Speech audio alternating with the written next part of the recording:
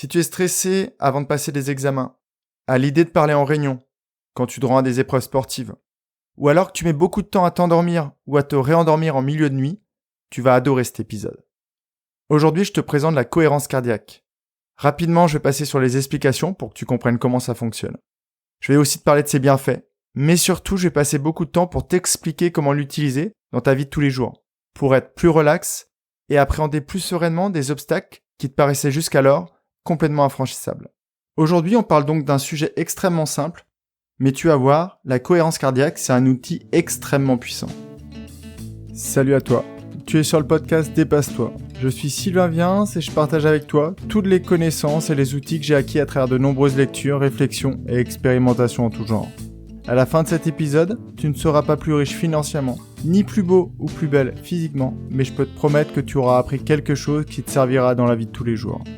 Tous les mardis, à 6h30, je te proposerai un épisode qui te permettra de gérer au mieux les difficultés que tu traverses, ou au contraire de profiter au mieux des opportunités qui s'offrent à toi. Je te propose aussi de t'abonner à la newsletter, car c'est dans celle-ci que j'irai encore plus loin avec toi.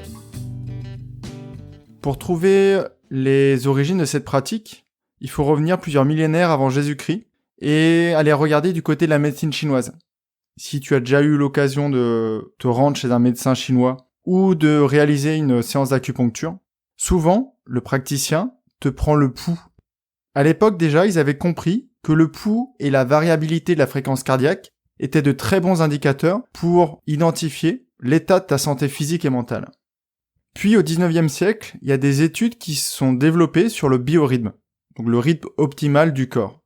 Et ils ont pu se rendre compte, dans ces études, que la fréquence respiratoire optimale était de 0,1 Hz. Mais on en reparlera un peu plus tard.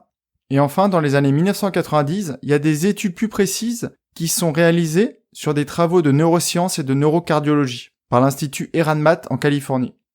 Et enfin, la méthode est importée en Europe par les médecins David Servan-Schreiber et David O'Hare. Comment ça fonctionne concrètement ? En fait, tout simplement, en reprenant le contrôle de notre cœur, on reprend le contrôle du cerveau. Parce que je sais que si tu es là, tu es très curieux, je vais rentrer un petit peu dans le détail et on va parler de physiologie. Concrètement, le corps, il est régi par deux grands systèmes. Le système somatique, qui est un système conscient, c'est la partie du cerveau qui commande les mouvements et la position du corps. C'est ce qui nous permet de percevoir à travers la peau, le toucher, la chaleur, la douleur. Et aussi, ce qui nous permet de voir, d'entendre ou de sentir. En parallèle de ce système somatique, il y a le système autonome. Lui, il est composé de deux systèmes, de deux sous-systèmes. Le système parasympathique, c'est le système en fait qui nous permet d'être reposé, d'être très calme. Il est stimulé par l'expiration. Et le sous-système sympathique, qui lui permet de gérer le stress. Comme je te l'ai dit dans un épisode précédent, c'est lui qui va nous permettre d'adopter la bonne stratégie. Se battre, fuir, ou au contraire, d'être très passif. Et lui, contrairement au système parasympathique, est stimulé par l'inspiration. Tu as peut-être déjà compris. Cette cohérence cardiaque, donc cette pratique, permet de rétablir l'équilibre entre le système parasympathique et le système sympathique. Et donc c'est ce qui permet de rétablir un équilibre entre le cœur, notre respiration, et le corps dans sa globalité. Quand tu es stressé, ton rythme cardiaque est chaotique. Il n'y a aucun équilibre entre l'expiration et l'inspiration. A contrario, quand tu ressens des émotions positives, ce rythme il est ordonné, on dit aussi qu'il est cohérent.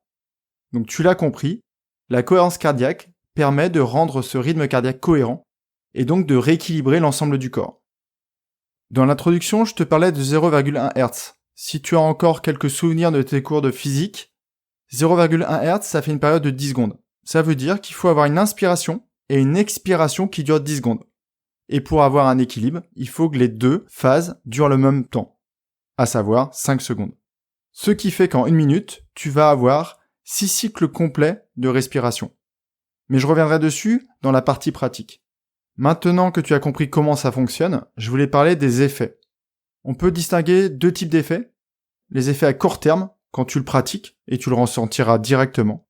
Et les effets à long terme, quand tu inclus cette pratique respiratoire dans tes routines journalières par exemple, ou que tu arrives à le pratiquer plusieurs fois dans la journée. Il faut savoir qu'environ 5 minutes de pratique te permet de ressentir les bienfaits pendant environ 4 heures. Donc si tu reproduis cette pratique plusieurs fois dans la journée, tu seras toute la journée vraiment bien équilibré. Donc les effets à court terme, les bienfaits. On a une augmentation de la profondeur de la respiration. Ça, c'est ce qui te permet tout de suite et tu le ressens directement quand tu fais la pratique. On a une augmentation de l'ocytocine. L'ocytocine, c'est une hormone que j'ai pas encore abordée dans ce podcast. C'est l'hormone qu'on appelle l'hormone de l'amour. C'est elle qui favorise les relations humaines et la création de liens avec nos pairs. On a aussi une augmentation de la sécrétion de DHEA. DHEA, c'est ce qu'on appelle l'hormone de jouvence. C'est une hormone qui est très présente chez les enfants, mais qui a tendance à disparaître avec l'âge. Il y a aussi une augmentation de la sécrétion de la dopamine. La dopamine, j'en ai déjà parlé, c'est l'hormone du plaisir. Et en parallèle, on a la baisse de la cortisol, qui est l'hormone du stress. Et en plus, des études ont prouvé qu'on avait aussi une augmentation des immunoglobulines salivaires. C'est ce qui permet d'améliorer ton système immunitaire et donc de combattre au mieux les maladies. Imaginons maintenant que tu arrives à inclure cette pratique dans tes routines ou dans ta journée. Quels sont les effets à long terme que tu peux attendre ? Comme toutes les pratiques qui baissent le stress, tu as une baisse des risques cardiovasculaires. Donc ça peut être très intéressant d'inclure ça dès que tu commences à prendre de l'âge.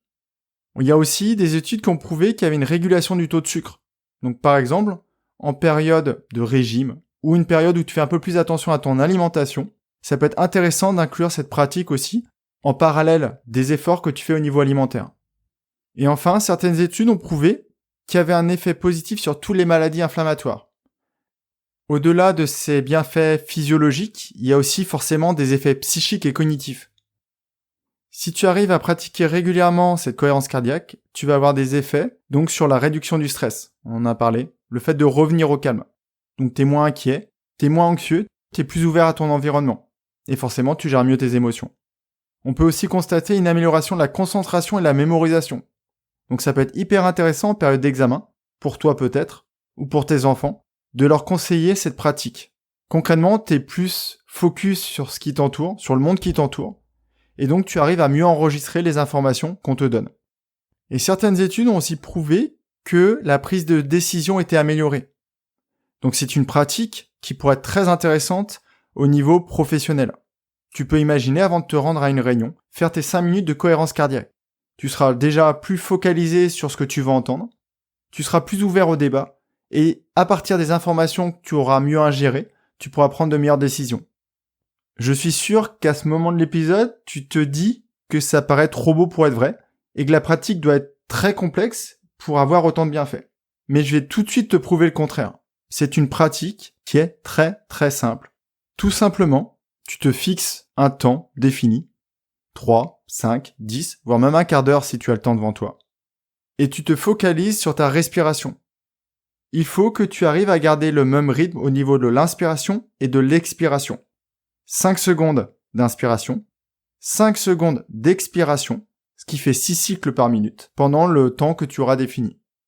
Tu vas voir qu'au début, l'inspiration est beaucoup plus compliquée que l'expiration. On a beaucoup plus de facilité à expirer qu'à inspirer. Bon, te base pas sur ce que tu viens d'entendre, je fais de l'apnée, donc j'ai une capacité pulmonaire assez importante. Maintenant, je te donne des règles que je te conseille vraiment de respecter. Pratique dans un endroit qui est calme, où tu auras coupé toute possibilité d'être dérangé. Aucune notification sur ton smartphone. Aucune possibilité que quelqu'un vienne te questionner ou vienne t'importuner. Je te conseille de pratiquer en étant allongé. Mais si jamais tu es au bureau avant une réunion, tu peux aussi pratiquer assis, voire même debout. La base, c'est vraiment de s'ancrer sur sa respiration. Et comme conseil au niveau de la respiration, ce que je peux te proposer, c'est d'inspirer par le nez et d'expirer par la bouche. C'est un conseil que tu connais déjà si tu fais du yoga. Si tu es abonné à ma newsletter, jeudi tu recevras les applications que moi j'utilise et comment je les paramètre pour optimiser la pratique. Si tu le fais sans application, il faut vraiment que tu t'ancres sur ta respiration et que tu comptes dans ta tête jusqu'à 5 sur l'inspiration et 5 sur l'expiration. Pendant au minimum 3 minutes. Mais bien sûr, si tu peux en faire plus, fais-le. Et j'allais oublier un conseil primordial. Tu dois réaliser une respiration abdominale. Peut-être que ça ne te parle pas. Concrètement, on peut utiliser 2 respirations. Une respiration thoracique, c'est quand tu respires par le haut du corps. et que tu gonfles tes pectoraux ou ta poitrine. Mais le problème de cette respiration, c'est qu'elle n'est pas optimale et en plus ça peut créer des tensions au niveau de tes trapèzes et de ton cou. Il faut utiliser une respiration abdominale, c'est-à-dire que tu respires avec ton ventre. Pour vérifier que c'est bien une respiration abdominale que tu fais, tu peux poser tes mains sur ton ventre et tu vérifies qu'à l'inspiration, ton ventre se gonfle et à l'expiration, ton ventre se dégonfle. Malheureusement, je vais pas avoir le temps de préciser tous les petites pratiques ou tous les petits conseils que j'aurai à te donner. Dans la newsletter, je te parlerai du compte à rebours, de la vidange du cœur, du rêve. Ici, je vais juste te parler de la méthode 365 parce que c'est un moyen mémotechnique de se rappeler d'un rythme qui a été considéré comme optimal par certaines études. 3 fois par jour, 6 respirations par minute, donc 5 secondes d'inspiration et 5 secondes d'expiration, pendant 5 minutes. Garde bien en tête ce chiffre, 365. Et si tu arrives à pratiquer en respectant ce chiffre, tu en auras tous les bienfaits, et ceci tout au long de ta journée. Par exemple, tu peux le pratiquer au réveil, sachant que les effets durent 4 heures, tu peux le pratiquer avant d'aller déjeuner vers 11 heures, puis à nouveau vers 16 heures. Et enfin, si tu as des problèmes de sommeil, je te conseille aussi d'en faire une pratique juste avant de te coucher. Peut-être juste après avoir écrit ta liste des 10 événements positifs de la journée, dont je t'avais parlé dans l'épisode sur l'écriture. Pour conclure, je vais pas revenir sur tous les bienfaits que je viens juste de te citer, mais rappelle-toi que la cohérence cardiaque, ça permet simplement d'augmenter la sécrétion de tous les hormones qui nous font du bien, de calmer ton cœur, calmer ton esprit, d'être beaucoup plus focus sur l'environnement qui t'entoure, et tout simplement de mieux vivre. En plus, ce qui est génial si tu commences à pratiquer la cohérence cardiaque, c'est un premier pas vers la méditation. On peut déjà considérer que c'est une pratique méditative. Si tu connais déjà la méditation, tu peux voir qu'il y a beaucoup de bienfaits qu'on retrouve dans les deux pratiques. Et forcément, si ça ressemble à la méditation, les premiers exercices que tu vas réaliser vont peut-être être un peu compliqués, car tu vas peut-être perdre le rythme de temps en temps. C'est pour ça que je te conseille vraiment d'utiliser les applications. Et il y en a sur tous les modèles de smartphone. Et elles sont, pour la plupart, gratuites. Je ne l'ai pas précisé pendant l'épisode, mais il n'y a aucune contre-indication à cette pratique. Et je n'ai aucune difficulté à mettre mon bras à couper que si jamais tu l'inclus dans tes routines journalières, tu vas en retirer tous les bienfaits que je t'ai précisés un peu plus tôt. J'espère vraiment que je t'ai convaincu. Et comme d'habitude, si tu penses que quelqu'un de ton entourage pourrait aussi profiter de tous ces bienfaits, n'hésite pas à lui en parler, n'hésite pas à lui faire écouter mon épisode, et n'hésite pas non plus, si tu n'es pas déjà abonné à ma newsletter, de t'y abonner pour recevoir tous les autres conseils que je vais te donner. N'hésite pas non plus à revenir vers moi si tu as la moindre question. En attendant que tu essayes cette pratique, je te souhaite une très belle journée, prends bien soin de toi, et je suis sûr que la cohérence cardiaque va t'y aider. À très vite, et on se retrouve au prochain épisode.